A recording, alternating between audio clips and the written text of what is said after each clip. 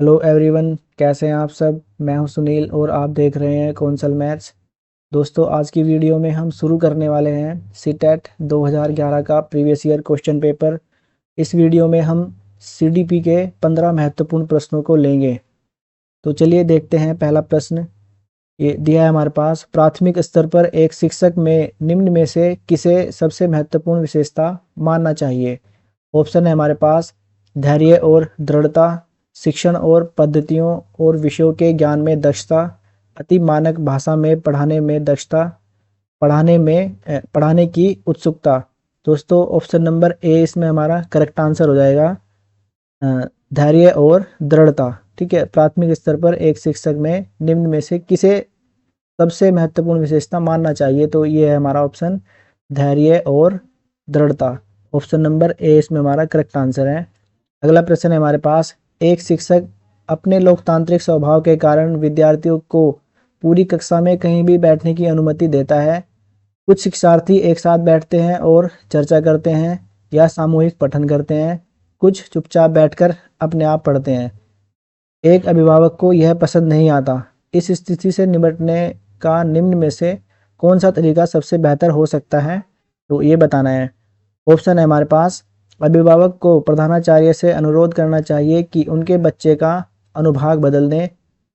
अभिभावकों को शिक्षक पर विश्वास व्यक्त करना चाहिए और शिक्षक के साथ समस्या पर चर्चा करनी चाहिए। अभिभावकों को उस विद्यालय से अपने बच्चे को निकाल लेना चाहिए। तो गलत ऑप्शन है, अभिभावकों को प्रधानाचार्य से शिक्षक की शिकायत करनी चाहिए। ऑप्शन नंबर बी दोस्तों इसमें हमारा करेक्ट आंसर हो जाएगा, अभिभावकों को शिक्षक पर विश्वास व्यक्त करना चाहिए और शिक्षक के साथ समस्या पर चर्चा करनी चाहिए। अगला प्रश्न है हमारे पास, वह अवस्था जब बच्चा तार्किक रूप से वस्तुओं व घटनाओं के विषय में चिंतन प्रारंभ करता है, कौन सी है, ये बताना है। तो ऑप्शन है इसमें हमारे पास औपचारिक संक्रियात्मक अवस्था, पूर्व संक्रियात्मक अवस्था, मूर्त संक्रियात्मक अवस्था, संवेदी प्रेरक अवस्था। तो दोस्तों इसमें ऑप्शन नंबर सी हमारा करेक्ट आंसर हो जाएगा, मूर्त संक्रियात्मक अवस्था। पूछ रहे हैं कि वह अवस्था जब बच्चा क्या करने लगता है, तार्किक रूप से वस्तुओं व घटनाओं के विषय में चिंतन प्रारंभ करता है। तो कौन सी अवस्था है, मूर्त संक्रियात्मक अवस्था। अगला प्रश्न है हमारे पास, मन का मानचित्रण संबंधित है। ठीक है, बताना है मन का मानचित्रण इनमें से किससे संबंधित है। ऑप्शन है हमारे पास साहसिक कार्यों की क्रिया योजना, मन का चित्र बनाने से, मन की क्रियाशीलता पर अनुसंधान से, बोध समझ बढ़ाने की तकनीक से। ऑप्शन नंबर सी इसमें हमारा करेक्ट आंसर है, मन की क्रियाशीलता पर अनुसंधान से। ठीक है, अगला प्रश्न है हमारे पास, विशेष रूप से प्राथमिक स्तर पर विद्यार्थियों को सीखने संबंधी समस्याओं को संबोधित करने का सबसे बेहतर तरीका है। तो इनमें से बताना है कौन सा सबसे बेहतर तरीका है। ऑप्शन है हमारे पास महंगी और चमकदार सहायक सामग्री का प्रयोग करना, सरल और रोचक पाठ्यपुस्तकों का प्रयोग करना, कहानी कथन पद्धति का प्रयोग करना, क्षमता के अनुरूप विभिन्न शिक्षण पद्धतियों का प्रयोग करना। तो दोस्तों ऑप्शन नंबर डी इसमें हमारा करेक्ट आंसर है। ठीक है, ये पूछ रहे हैं सबसे बेहतर तरीका कौन सा है, तो क्षमताओं के अनुरूप विभिन्न शिक्षण पद्धतियों का प्रयोग करना। अगला प्रश्न है हमारे पास, निम्न में से कौन सा शिक्षार्थियों में सृजनात्मकता का पोषण करता है।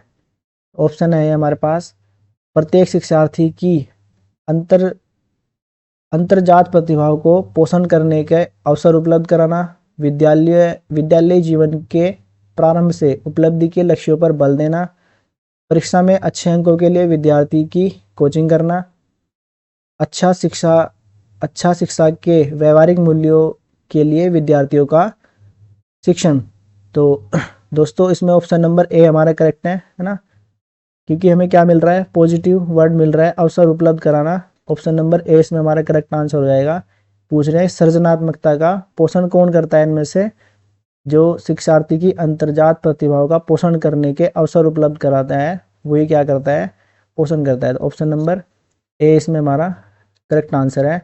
अगला प्रश्न है हमारे पास, प्याजे के अनुसार निम्नलिखित में से कौन सी अवस्था में बच्चा अमूर्त संकल्पनाओं के विषय में तार्किक चिंतन करना आरंभ करता है। तो ये बताना है।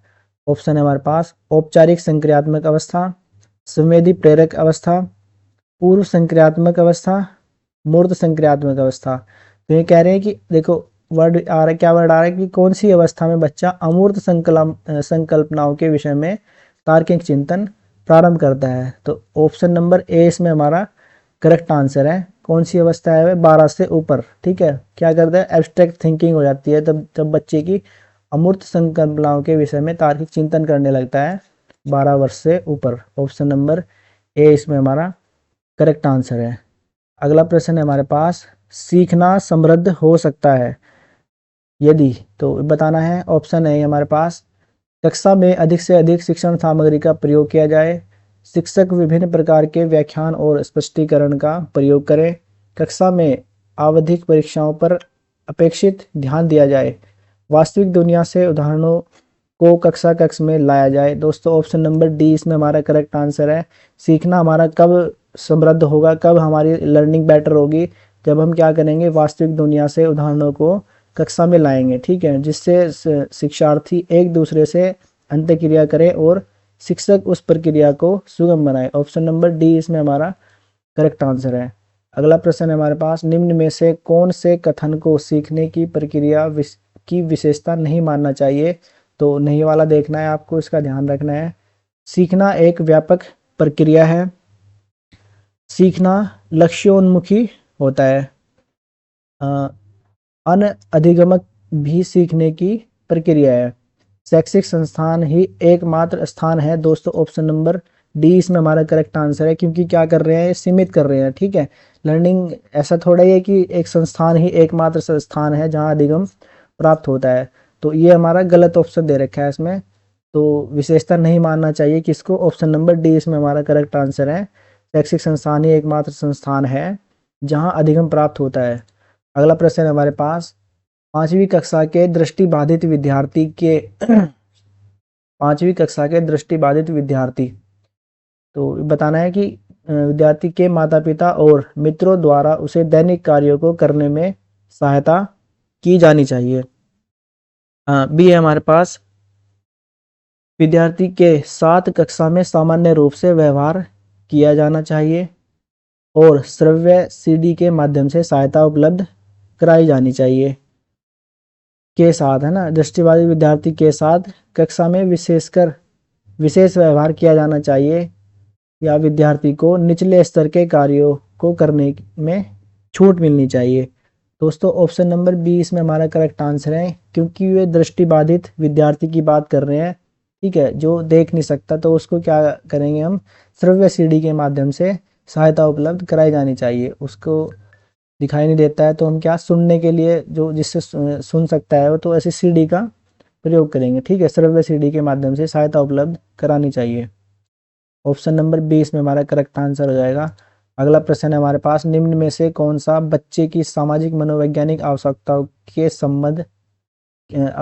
साथ संबंध नहीं है? ये भी नहीं वाला ऑप्शन पूछ रहा है। ठीक है, तो इनमें से नहीं होगा वही बताना है।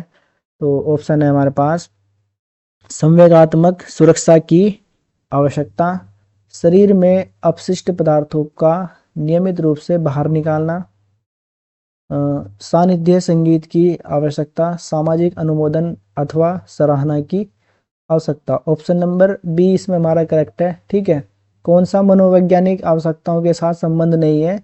शरीर में अपशिष्ट पदार्थों का नियमित रूप से बाहर निकालना। ठीक है, तो ये ऑप्शन नंबर हमारा गलत दे रखा है इसमें। ऑप्शन नंबर बी हमारा इसमें नहीं वाला है, तो यही हमारा करेक्ट आंसर है। अगला प्रश्न है हमारे पास, वह कौन सा स्थान है जहां बच्चे के संज्ञानात्मक विकास को सबसे बेहतर तरीके से परिभाषित किया जा सकता है? तो वह स्थान बताना है। विद्यालय एवं कक्षा पर्यावरण, सभागार, घर या खेल का मैदान।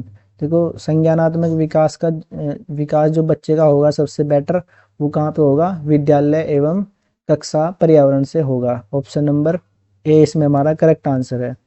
अगला प्रश्न है हमारे पास, डैश को एक अभिप्रेरित शिक्षण का संकेतक माना जाता है? इस ये ऑप्शन दे रखे हैं इनमें से, यानी कि किसको एक अभिप्रेरित शिक्षण का संकेतक माना जाता है ये बताना है। ऑप्शन है हमारे पास, शिक्षक द्वारा दिया गया उपचारात्मक कार्य, विद्यार्थियों द्वारा प्रश्न पूछना, कक्षा में एकदम खामोशी, कक्षा में अधिकतम उपस्थिति। और दोस्तों ऑप्शन नंबर 20 में हमारा करेक्ट आंसर है। ठीक है, विद्यार्थियों द्वारा प्रश्न पूछना क्या होगा, विद्यार्थियों द्वारा प्रश्न पूछना, इसी को एक अभिप्रेरित शिक्षण का संकेतक माना जाएगा। ठीक है, ऑप्शन नंबर 20 में हमारा करेक्ट आंसर है। अगला प्रश्न है हमारे पास, निम्न में से कौन सा बुद्धिमान बच्चे का लक्षण नहीं है। तो ये भी नेगेटिव वाला बताना है, कौन सा हमारा लक्षण नहीं है इनमें से वो बताना है। तो ऑप्शन है हमारे पास, वह जो प्रवाहपूर्ण एवं उचित तरीके से संप्रेषण करने की क्षमता रखता है, वह जो अमूर्त रूप से सोचता है, वह जो नए परिवेश एवं स्वयं को समायोजित कर सकता है, या फिर वह जो लंबे निबंधों को बहुत जल्दी रटने की क्षमता रखता है। तो देखो दोस्तों इसमें हमारा नेगेटिव एक टैग वर्ड मिल रहा है रटना। ठीक है, तो इसलिए ऑप्शन नंबर डी इसमें हमारा करेक्ट आंसर है। नहीं वाला पूछ रहे हैं तो बच्चों को रटाना नहीं है, यही हमारा गलत आंसर हो जाएगा। ऑप्शन नंबर डी इसमें करेक्ट आंसर है हमारा। अगला प्रश्न है हमारे पास, बच्चे दुनिया के बारे में अपनी समझ का सर्जन करते हैं, इसका श्रेय किसको जाता है। इनमें से ऑप्शन दे रखे हैं, पैवलोव, कोहलबर्ग, स्किनर या फिर प्याजे।